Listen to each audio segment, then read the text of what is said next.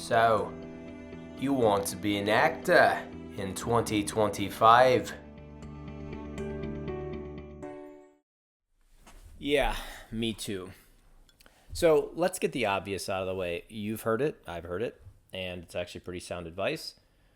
When you start getting into acting, get yourself a headshot, a professional one. No friends, no enemies, a professional headshot.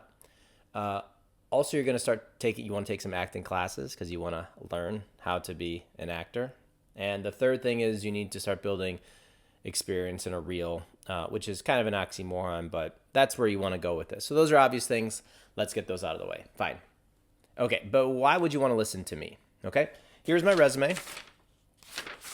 And you'll notice it is a fairly clean white piece of paper, which means I don't really have a resume. Although actually, I think I have one gig that I've booked. And why I say that is I'm very new to the industry, so I don't actually know how this all works. I actually have a callback this weekend, and I've got some other things that I'm tentatively on the books, but empty resume. But why I think this is important and why I think this video might be important for you if you're like me, just getting started, I can share things that I think have worked really well for me and how I've wrapped my head around what it is I'm trying to do as I'm exploring this whole creative path that I'm on right now. So the first thing is it's an investment. And that was something that I think you'll hear, but it's not just an investment of things like a nice microphone, or I've got a stand for my iPhone, which I'm recording on, or I've got some box lights. You know, that to me was a necessary minor investment, which, by the way, I'm keeping track of all this, so make sure you've got your bookkeeping in place. But it's also investment of your time. What are the things you're going to focus on? Are you going to focus on reading and taking classes and or reading, listening to podcasts or watching YouTube videos and things like that, all to continue to grow and get better and better? Or will you spend your time doing other stuff, right? So it's not only investment of your money on buying stuff, but it's investment of your time on things that are important that are going to make you a better actor out in the industry. Okay, so it's an investment. Number two is kind of find your way, find your passion, find the thing you really want to do. Maybe a passion's too strong of a word, but when I first got into industry, I didn't realize there were so many different ways or avenues that I could go down. So I could be a voice actor, or I could really want to get into film, or really want to get into commercials. Maybe I want to get into like acting on animation as a voiceover person, right? Many different things I didn't really know. And in some ways I still don't know, but now that I know that I don't know, I can start to go down the path of what is it that I really want to be focusing on and spending most of my time on. There are, of course, plenty of jobs or plenty of opportunities for any of those. So it really comes down to what you want to do. So number two is focus. What is it you want to do? There's a lot out there. And if you're like me, you haven't really thought about it. Once you get into the industry, you can start to think about it more, and hopefully something will become clear for you, and hopefully something becomes clearer for myself as well. So we'll figure that out together.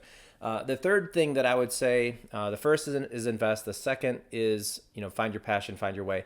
The third one is all about networking and building your brand. And I don't mean that in a way like you need to be a content creator or anything like that, but find a way to carve or build out a little slice of your life for yourself in this way that you're going to express yourself to the world, right? So for me, that's Instagram, YouTube.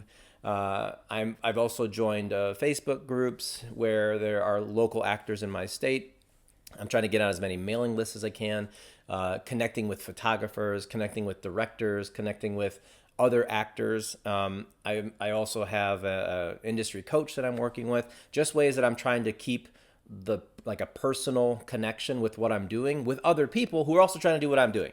So maybe somehow that will be beneficial, and I'll learn and I'll grow and I'll actually be able to book more than the maybe one gig that I've got, which, it's all good. It just takes time to get into that. So those are things that I thought were helpful as I'm getting started, and maybe this little video is going to be helpful for you too. Just things that I didn't realize, and maybe just to think and hear it differently will be somewhat impactful for you. This stuff is hard. Rejections part of the the name of the game. You got to have a really thick skin. I've obviously had a lot more rejections than not rejections. But it's like, to me, they're like waves. You just have to keep going and keep trying.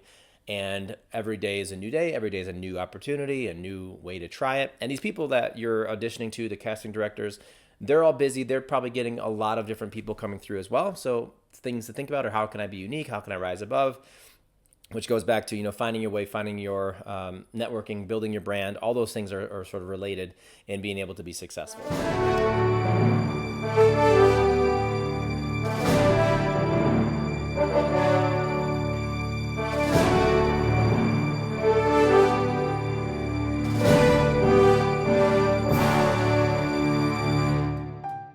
Hey, that was fun. Thanks for watching. Like, subscribe, and maybe cast me your next project. Okay, bye.